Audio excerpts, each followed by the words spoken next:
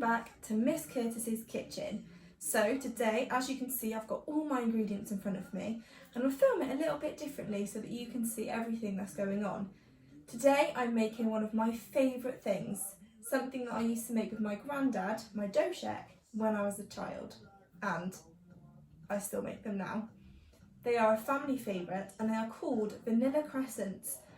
They come from the Czech Republic and they have come through our family. I'm sure other families do them too, but they're definitely something that's special to our family. So I thought that I'd share that with you today. So as always, first things first, it's time to wash those hands, get our aprons on and start weighing out our ingredients.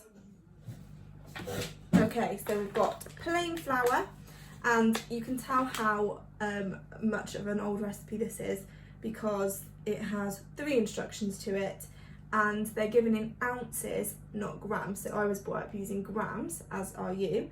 So instead of ounces, we need 128 grams of plain flour. Once we've got our flour, we then need 43 grams of flavoured vanilla icing. Okay, so before you start to make your vanilla crescents, you will need kind of a jar like this, vanilla pods, mums and dads will know what they are, and some icing sugar. You then need to put those together in a jar like this and maybe leave it for a couple of days so that the icing sugar is scented with the vanilla pods. So mine sits in there cupboard quite often and I reuse it when I make vanilla crescents. So I've got that here ready to go. So my next thing then is 57 grams of ground almonds. So once you've got your flour, your ground almonds, you'll also need to put near your ingredients of vanilla extract. I'm going to get my lime or lemon and I want to create the zest of that, okay? So that just means the bit of the skin. So I've washed it and I'm now going to use the small part on the grater to get the zest. Okay, so now that I've got my ingredients together, I'm going to try my best to recreate it by myself. I've never made these by myself before. So the first thing I'm going to do is I'm going to get my big bowl. I'm then going to, it says, work all ingredients together and shape into crescents. Okay, so the reason that this has got the name it has, they're not actually called vanilla crescents. They're called vanilkovi roliki or something like that. I'll try and get my granddad to pronounce it better for me. But we named them vanilla crescents. It's easy to say, especially when we're children. And they basically, a crescent is a C shape. So the crescent of a moon, I think, is where they get the name from. So that's what we're going to do now.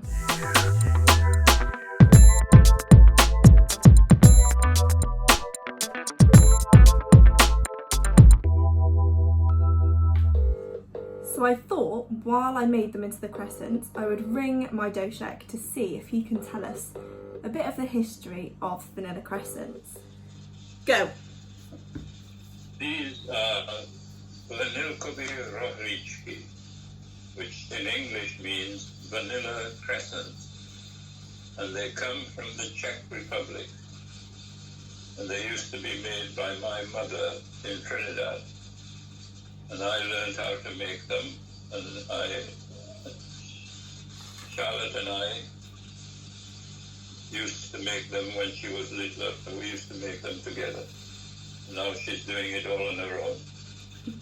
I'm not very well though, I think that maybe I needed some assistance. Well, that's good luck, we can always do another. What's the problem? Well, they don't look the same as ours do. They're maybe a bit more crumbly. The pastry's short. Yeah.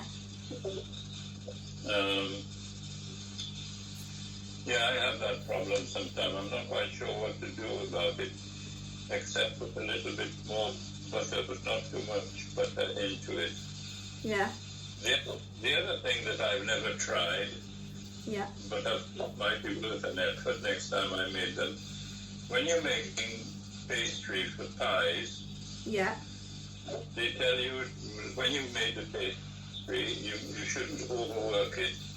And you should put it in the fridge for half an hour. Oh yeah, I've heard that. Sorry? I've heard that. Yeah. And I just wonder if it might work. Yeah, that's a good idea. Maybe next time I'll try it. Maybe all of the children who are going to make it, they can try doing that. Yeah. Yeah? I have that problem as well when I'm making vanilla crescents. Sometimes the pastry is just right, and sometimes it's very short, and so it breaks up, and it takes a lot of care to roll it out. Yeah, I'm being quite careful, and they're not very. They're not uniformed. Well, I hope he gave you some useful tips. He definitely has me, but I think next time I'll stick to making them with him. So I've just popped them in the oven. It doesn't actually say on the recipe how long for. So I've put them in for 5 minutes and I'm going to check them after that. But I think they'll probably take about 10 to 12 maybe. But I will let you know when they're ready.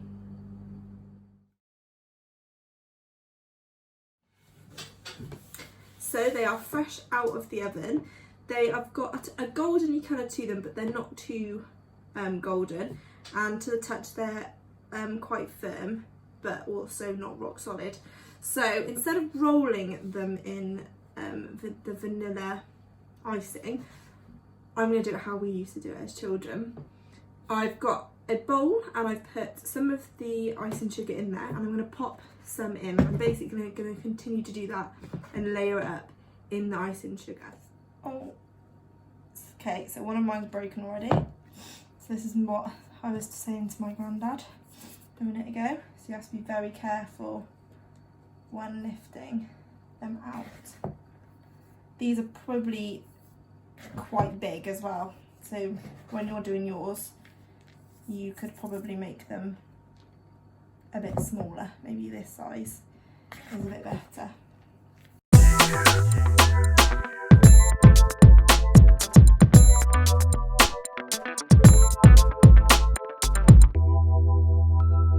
So after they've cooled, so I left them for about 15 minutes, I've taken them out and they should have a nice coating of that vanilla icing sugar. A lot of mine have fallen apart, but I think that's because my pastry was too short. So I know for next time to add a little bit more butter and then potentially pop it in the fridge to cool for a bit. So I hope you enjoy making yours. I hope you enjoyed the video, and I look forward to seeing your creations.